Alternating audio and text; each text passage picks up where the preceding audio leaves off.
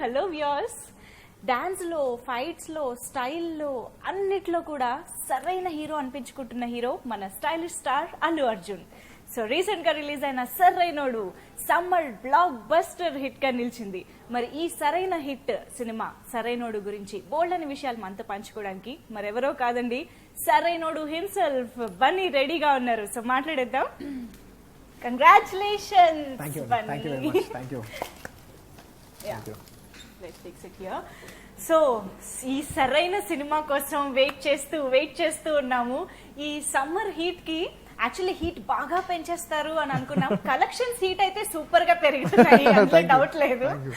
But cinema చూస్తే ఊర్రా mass అన్నారు మీరు ట్రైలర్ లో.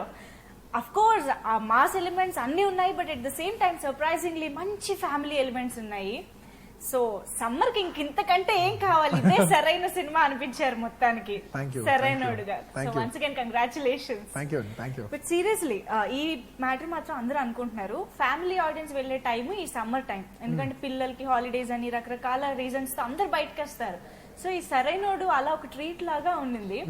సో మీరు ఫస్ట్ నుంచి అలా ప్లాన్ చేశారా, అంటే మాస్ మూవీ అని ప్రొజెక్ట్ చేసి ఇలా ఫ్యామిలీ కూడా ఇంక్లూడ్ చేసి ఇలా బ్యాలెన్స్ చేశారా హీట్ ని కూల్ ని?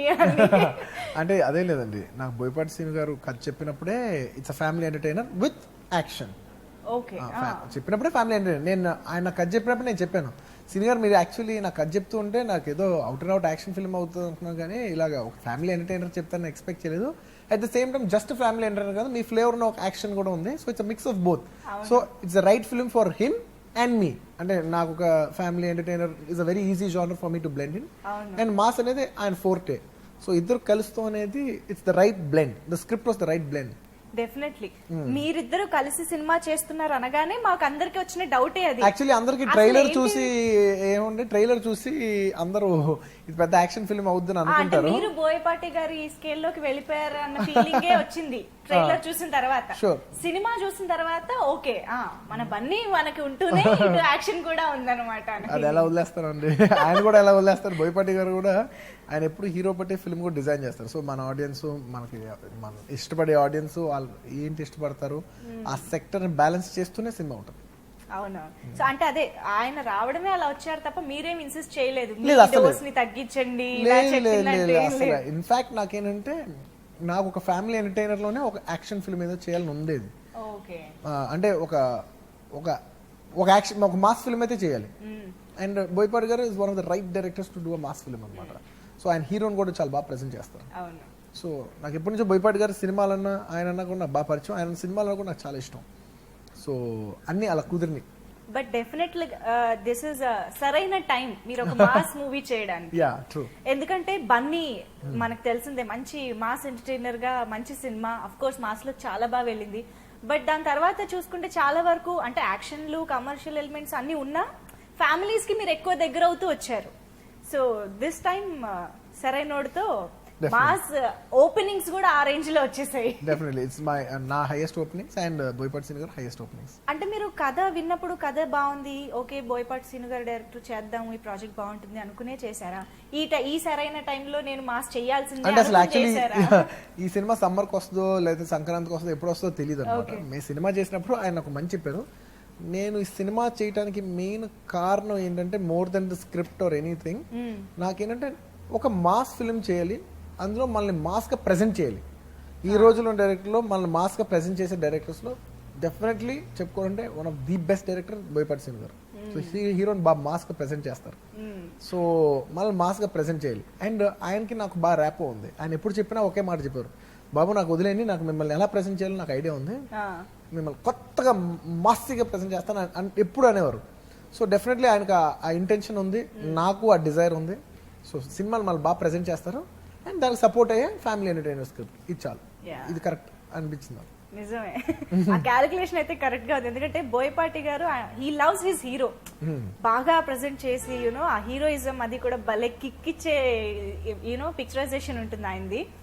దానికి తోడు అసలు మీ లుక్స్ అయితే ఇంకా నేను చెప్పలేనండి. థియేటర్ లో అమ్మాయిల పరిస్థితి యూ కెన్ ఇమాజిన్.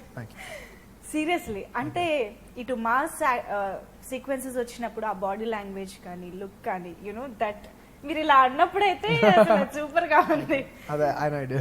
అవునా, అదే అడగబోతున్నా, ఎవరి అది అసలు నేను సినిమాలో చేసేంత వరకు నాకు తెలియలేదు. అన్ని అలా అనమని అనేవనే అయిన తర్వాత మొత్తం అన్ని చూసిన తర్వాత కావాలి ఒక సిగ్నేచర్ కింద అలా చేశారు ఆయన. అవును, అదొక మేనరిజం, ఒక మేనరిజం కింద ఆయన కాయిన్ చేసి పెట్టుకున్నారు. నాకు తెలియలేదు. నాకు సినిమా చూసినప్పుడు అర్థం, ఓహో ఇది మేనరిజం కింద కాయిన్ చేశారా. అప్పుడు తెలిసింటే బాగా చేసేవాడు.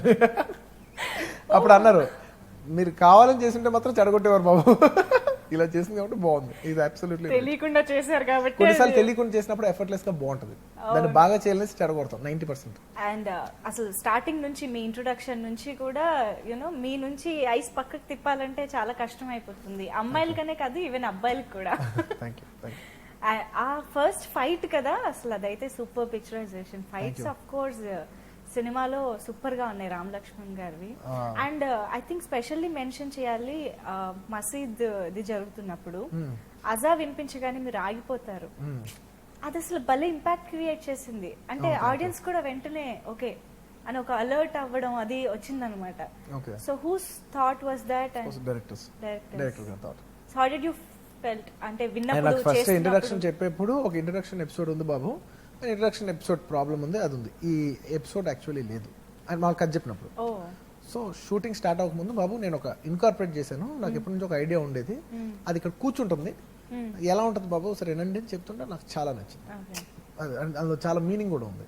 అంటే అన్నిటికి రెస్పెక్ట్ ఇస్తాం, అన్ని రిలీజన్స్ కి రెస్పెక్ట్ ఇస్తాం అనేది బ్యూటిఫుల్ మెసేజ్, తెలియకుండా అది చాలా పాజిటివ్ మెసేజ్. సో నాకు చాలా నచ్చింది అది. అంటే ఏ రిలీజన్ అయినా రెస్పెక్ట్ చేయటం అనేది నాకు చాలా నచ్చింది. అండ్ రిలీజియన్ ఒకటి, and at the same time you know అది ఆగిపోవడం, అంటే ఈ కొట్టడం అనేది ఇట్స్ రాంగ్ కదా, హీరో చేసినా విలన్ చేసినా, సో అది ఆగిపోవడం అదంతా సింక్ కూడా భలే కుదిరింది, అదంతా everything was super. Me cinema చూడలేదా? చూసానండి. చూసారా? Okay carry on. అయ్యో మీకు చూడలేదు? చూసాను. Okay fine.